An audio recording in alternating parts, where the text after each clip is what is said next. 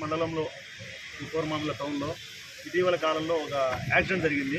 ఈ యాక్సిడెంట్ను విశ్లేషిస్తే చనిపోయిన ఇద్దరు పిల్లలు కూడా మైనర్లు కావడం జరిగింది.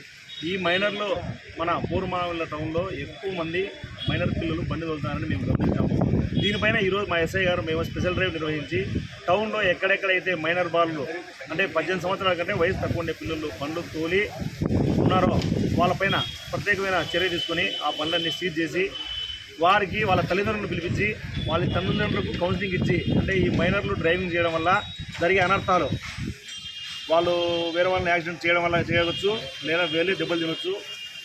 దీనివల్ల కేసులు అయ్యే అవకాశం ఉంది. దాంతోపాటు ఆ పిల్లల ఫ్యూచర్ కూడా దెబ్బతింటుంది అని వాళ్ళ తల్లిదండ్రులు పిలిచి వాళ్ళ కౌన్సిలింగ్ ఇచ్చి మరోసారి మన కోరమామిల టౌన్లో ఎక్కడే కానీ మైనర్లు అంటే చిన్నపిల్లలు ఎవరే కానీ బండి తోలకూడదు అనే కృతనిశ్చయంతో అందరినీ పిలిచి ఈరోజు కౌన్సిలింగ్ ఇచ్చి మొదటిసారిగా కౌన్సిలింగ్ ఇచ్చి పంపించినాము. నెక్స్ట్ సారి ఎవరైనా మైనర్లు దొరికినట్లయితే వాళ్ళపైన చట్టపరమైన ఎంవీ యాక్ట్ ప్రకారం చట్టపరమైన చర్యలు తీసుకొని వాళ్ళపైన కేసు నమోదు చేయడం జరుగుతుంది.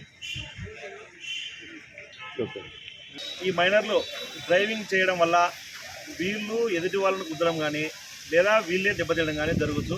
ఈ విషయంలో వాళ్ళకి బండి ఇచ్చిన బండి ఓనర్ పైన కేసు నమోదు చేయడం జరుగుతుంది. కాబట్టి తల్లిదండ్రులు లేదా ఎవరైనా పిల్లలకు బండి ఇచ్చేవాళ్ళు ముందు బాధ్యత తెలుసుకొని వాళ్ళ పిల్లలకు బండి ఇవ్వకుండా వాళ్ళ ఇంట్లో వాళ్ళకు వాళ్ళే సర్ది చెప్పుకొని బండ్లు ఇవ్వకుండా చేసుకోవాలి.